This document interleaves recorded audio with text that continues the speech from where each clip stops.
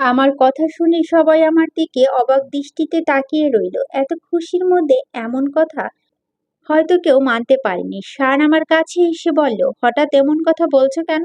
কি হয়েছে? কি হয়নি তাই বলেন। বিয়ে নিয়ে এত প্ল্যান প্রোগ্রাম করার পর যখন এমন একটা খবর শুনতে হয় তখন কতটা বিরক্ত লাগে শুনলে বুঝতে পারতেন। আমার কথা শুনে শান মাথায় হাত বুলিয়ে বলল, কি হয়েছে আগে সেটা তো বলো। আরে ৩ দিন পর থেকে আমার প্রথম বর্ষের ফাইনাল পরীক্ষা শুরু হচ্ছে। কথাটা বলে আমি মেঝেতে বসে মরা কান্না কাঁদতে শুরু করলাম, বাচ্চাদের মতো হাত পা ছড়িয়ে। আমার কথা শুনে সবাই হাঁপ ছাড়ার মতো একটা নিঃশ্বাস ফেলল। শ্বশুর মশাই আমার পাশে এসে বসে বলল, তাই বলো, তুমি যেভাবে বলছিলে আমি তো ভয় পেয়ে গেছিলাম যে এই শেষ মুহূর্তে এসে আবার কি অঘটন ঘটে গেল। আমি করুণ চোখে তাকিয়ে বললাম, অঘটনের আর বাকি আছে? আপুর বিয়ে, অথচ আমি থাকতে পারবো না। কত কিছু প্ল্যান করে রেখেছিলাম। আমার কথা শুনে শান আমার পাশে বসে মুচকি হেসে বলল, সো স্যার সুইটহার্ট। ওনার কথা শুনে মনে হলো উনি কথাটা নিয়ে আমাকে একটু ব্যঙ্গ করলেন। আমি ওনার দিকে সরু চোখে তাকিয়ে বললাম, আপনার অনেক মজা লাগছে বুঝি? শান চোখ বড় বড় করে বলল, মজা লাগবে কেন? আমি তো তোমার কষ্টটা ভাগাভাগি করতে চেয়েছিলাম। কেন ভুল বুঝছো? আপনার মুখে এক্সপ্রেশন দেখে বিশ্বাস করুন, আপনার কথাগুলো বিশ্বাস হচ্ছে না। আমার কথা শুনে শান সহ বাকি সবাই খিলখিলিয়ে হেসে দিল। আর আমি মাঝে মুখ কাচুমাচু করে বসে রইলাম। আমার বাবা বলল, তাহলে এখন বিয়ে কি হবে? পিছিয়ে দিবে সময় আরো? শ্বশুরমশাই বলেন, এটা ছাড়া তো কোনো উপায় দেখছি না।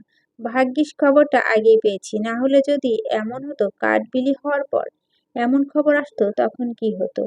আমরা জন্য আপু আর আকাশ ভাইয়ের বিয়েটা পিছিয়ে যাবে। মেনে নিতে পারছি না, বেচারা কত অপেক্ষা করছিল এই দিনটার জন্য। আমি উঠে দাঁড়িয়ে বললাম, বাবা, বলছিলাম কি, আমার জন্য বিয়েটা পেছানোর কোনো দরকার নেই। আমার জন্য কেন আপুদের বিয়েটা পেছানো? তোমরা তোমাদের মতো আয়োজন করো, আমি না হয় মাঝে মাঝে অ্যাটেন্ড করে নেব। আপু আমার মাথায় একটা গাঁট্টা মেরে বলল, বিয়ে হয়ে গেছে বলেই বড় হয়েছিস নাকি? তোকে ছাড়া আমি বিয়ে করবো ভাবলি কি করে? বিয়ে তো পরীক্ষার পরই হবে। আমি মন খারাপ করে বললাম। কিন্তু আরশ ভাইয়া বলল, কোনো কিন্তু না, বড়রা যেটা বলছে সেটাই হবে। তুমি মন দিয়ে পরীক্ষা দাও, বুঝেছো? সন্ধ্যায় পড়ার টেবিলে বসে আছি, আমার মাথা ঘুরছে এত এত পড়া দেখে। এজন্য বলা হয় সময়ের কাজ সময় করা ভালো, জমিয়ে রাখা শুধু বোঝা বাড়বে। কাজে কাজ কাজ কিছু হবে না। ৩ দিন পর আমি খাতায় কি লিখবো জানি না। না নোটস গুলো ঠিকঠাক আছে, আর না আউটলাইন গুলো। কোনো উপায় না পেয়ে তানিশাকে ফোন দিলাম। ওই পরীক্ষা আছে বলে খালাস হয়ে গেলি আমাকে নোটসগুলো কে দিবে? আমার কাছে তো অনেকগুলো নেই। আচ্ছা অপেক্ষা কর, আমি পিক তুলে সেন্ড করছি, ওইগুলা দেখে পড়। আমি চিল্লিয়ে বলে উঠলাম, এই না না, পিক না, কালকে মিট করে ফটোকপি করে দিবি। তানিশা ধমক দিয়ে বলল, আস্তে চিল্লা, কান ফুটিয়ে ফেলবি নাকি? ওকে, কালকে নিস, এখন ফোন রাখ, নিজে পড়, আমাকে পড়তে দে। কথাটা বলে তানিশা ফোনটা কেটে দিল। গত ১ ঘন্টা যাবৎ একটা টপিক নিয়ে বসে আছি, মনে হচ্ছে শুধু পড়ছি, কিন্তু পড়াটা আর মাথায় যাচ্ছে না। শান রুমে নেই, জানি না কোথায় আছে। হয়তো নিচে সবার সাথে গল্প করছে, মজা করছে, আর আমি বসে বসে নিজের চুল ছিঁড়ছি। দেখ, ভাল লাগে না। আমি বিরক্ত হয়ে টেবিলের ওপর মাথা রেখে দিলাম। বই সামনে রেখে আমার প্রচুর ঘুম আসছে। হঠাৎ টেবিলের উপর ধুম করে একটা আওয়াজ হতেই লাফিয়ে উঠে বসলাম। এমন মনে হলো টেবিলের উপর বাজ পড়ল। আমি পাশে থাকতেই দেখলাম শান দাঁড়িয়ে। টেবিলটা কি পড়ার আওয়াজ নাকি ঘুমানোর? আমি বিরক্ত হয়ে বললাম, পড়ছি তো। কি যে পড়ছো সেটা তো দেখাই যাচ্ছে। পড়া কতটুকু হয়েছে? আর এখন কি পড়ছো? শান আমার পাশে চেয়ার টেনে বসলো। আমি নিজের নখ কামড়াতে লাগলাম চিন্তিত ভঙ্গিতে। এখন কি বলবো? কিছুই তো পড়িনি। শান আবার এই টেবিলে একটা বাড়ি মারতেই আমি থতমত খেয়ে ওনার দিকে তাকালাম। কই হারিয়ে গেছো? কিছু জিজ্ঞেস করছি তো আমি। আমি একটু হাসার চেষ্টা করে বললাম, এই তো সায়েন্টিফিক ম্যাথ পড়ছি এখন। আগে কি পড়ছো? আমি খানিকটা হাসার চেষ্টা করে বললাম, এই তো এটাই পড়ছি। শান অবাক হয়ে বলল, এই 2 ঘন্টা যাবত শুধু একটা অধ্যায় পড়ছো, বাকিগুলা কখন পড়বে? ফাইজলামি পাইছো? ধ্যাত, আমার আর পড়াশোনা ভালো লাগছে না। পড়াশোনা কারো ভালো লাগে তারপরও পড়তে হয়, আর আমার বউ মাত্র ইন্টার পাস স্টুডেন্ট হবে সেটা তো আমি মেনে নিব না। সো পড়তে হবে, পড়ো চুপচাপ। আমি কান্না কান্না মুখ করে বললাম, কিছু মাথায় ঢুকছে না, সারাদিন আবোল তাবোল কথা মাথায় ঢুকলে পড়া ঢুকবে কেমনে? আমি বিরক্ত হয়ে বললাম, উফ, আমার কাছে কোনো নোট নেই, বিয়ের পর এত সব ঝামেলা, মাঝখানে পড়তেই তো পারলাম না, আর এর আগে যা পড়ছি সব ভুলে গেছি, কি যে করব বুঝতেছি না। আমার মনে হয় এইবার আমি ফেল করব। শান দাঁতে দাঁত চেপে বলল, বাবা, খুব ভালো কথা, যাও না আরেকটু গিয়ে অন্যের বিয়ে ঘটকালি করো, তাহলেই পাশ করবো। ওনার কথা শুনে নিজের মাথা নিজেই বাড়ি মারতে মন চাইছে। মানে প্রত্যেকটা কথার জবাব ওনার কাছে আছে, এমন ভাবে বলছে যেন আমি অন্যের বিয়ে ঘটকালি করছিলাম। কোথায় আমাকে সান্ত্বনা দেবে তা না, কথা শোনাচ্ছে, ফাজিল লোক একটা। মনে মনে আমাকে বকাঝকা না করে পড়াশোনায় মন দেওয়া কাজ দিবে। আমি ভুরু কুঁচকে বললাম, আপনি জানেন কি করে আমি আপনাকে কিছু বলছি? সেটা জানতে হবে কেন? তোমার মুখে এক্সপ্রেশন বলে দিচ্ছি। এইবার দ্রুত পড়া রেডি করো আর পরে দাও আমাকে। ওনার কথা শুনে আমার মাথায় বাজ পড়ল। উনি এখন আমাকে পড়াবে নাকি? ইম্পসিবল, মাথা খারাপ নাকি যে ওনার কাছে পড়ব? ক্লাস 10-এর কথা মনে হলে আমি এখনো ভয়ে কেঁপে উঠি। ওনার কাছে ম্যাথ পড়েছিলাম।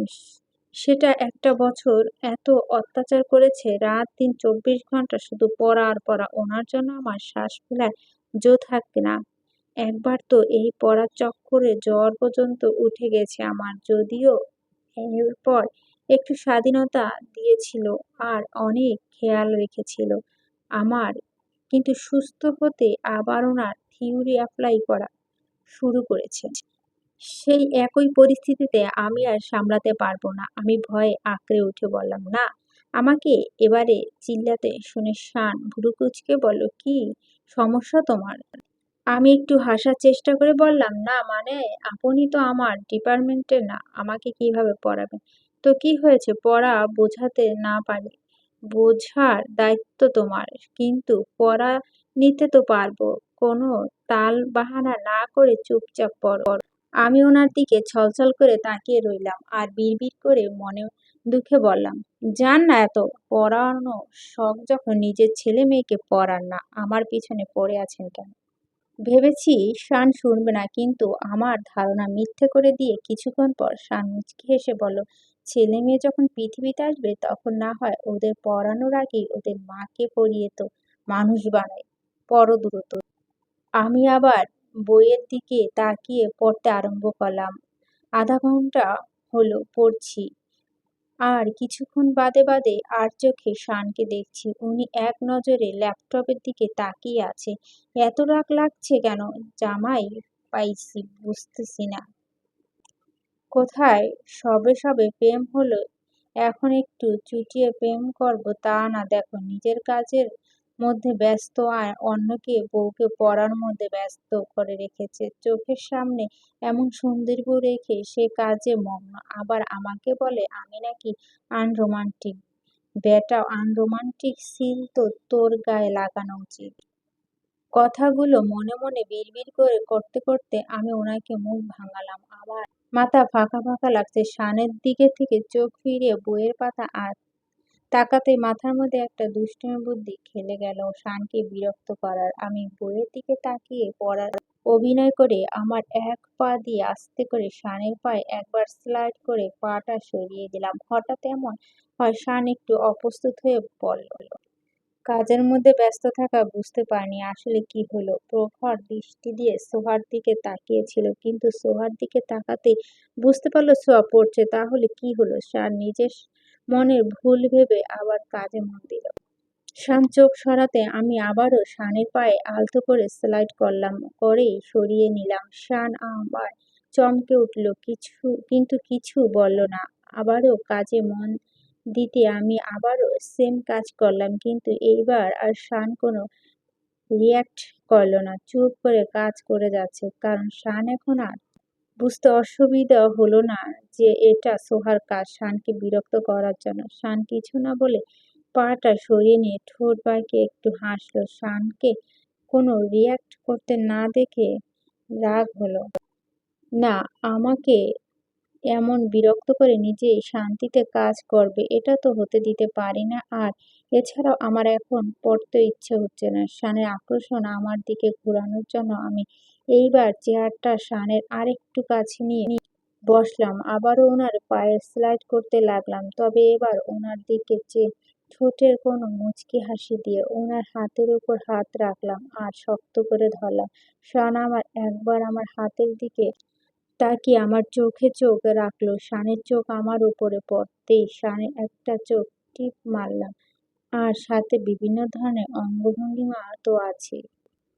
শান আমার দিকে তীক্ষ্ণ দৃষ্টিতে তাকিয়ে রইল। কি করতে চাইছো বলো তো? আমি মুচকি হেসে বললাম, বুঝেন না আপনি?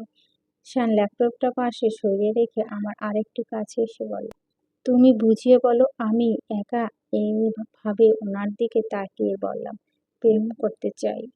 আমার কথা শুনে শান নিচের ঠোঁট কামড়ে হেসে বলল, তাই বুঝি? তা হঠাৎ ম্যাডামের এত পরিবর্তন আগেই হয়েছে, আপনি চোখে পড়েনি? শান চোখ বড় বড় করে মাথাটা একটু এদিক ওদিক নাড়িয়ে বলল, ও তা আপনার পড়া কতটুকু হয়েছে বলেন তো ম্যাম।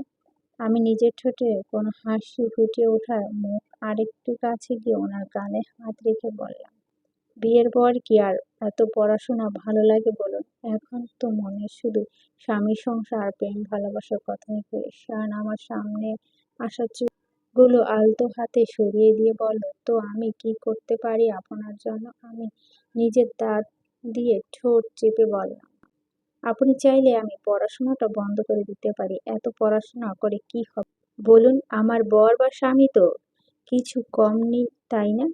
আপনারা তো আর জব করতে দেবেন না আমাকে, তাহলে শুধু শুধু এত কষ্ট করে কি লাভ? সংসার সামলানো আর বাচ্চা কাচ্চা মানুষ করার জন্য যেটুকু পড়াশোনা করছি সেটাই যথেষ্ট, তাই না? তাই বলছি কি পড়াটা ছেড়ে দিই কেমন? শান খানিকটা টেনে বলল, ও তাই বলো? আমি টেবিলে এক হাত রেখে আরেক হাত এক গালে রেখে ওনার দিকে তাকিয়ে বললাম। উনি আমার কাছে আরেকটু এগিয়ে এলেন। আমি হাসলাম, তাহলে কাজ হয়েছে। পরক্ষণে এগিয়ে এসে আমার কপালের মাঝ বরাবর ওনার হাত দিয়ে জোরে একটা টোকা মারলেন। আমি শব্দ করে কপালে হাত দিলাম আর ওনার দিকে রাগি চোখে তাকিয়ে কপাল ডলতে ডলতে বললাম, এটা কি করলেন আপনি? উনি ধমক দিয়ে বলল, যখন রোমান্স করতে বলি তখন তো এসব আসে না, শুধু পড়তে বসলে এসব শয়তানি বুদ্ধি মাথায় আসে, তাই না?